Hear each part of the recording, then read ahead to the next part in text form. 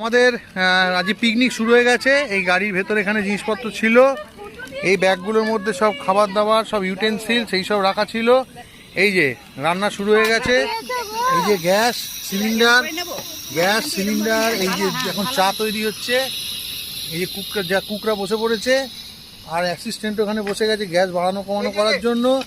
বাকি এখানে রজতদা আর আমার ছোট মেয়ে দুজনে বালিশ খোলাচ্ছে। এই যেমন ছাতাও দেওয়া আছে দরকার পড়লে। এইখানে নোংরা ফেলার, এই যে আমরা কোনো নোংরা কোথাও ফেলে যাব না, যা নোংরা হবে সব আমরা এতে করে তুলে নিয়ে চলে যাব।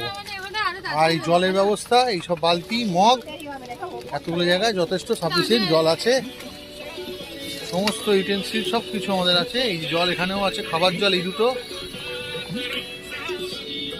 এই যে সব রয়েছে। এই যে আতা, এখন তো আতাও খাওয়া হবে, আমাদের চা হবে, এরপর মাছ ভাজা হবে,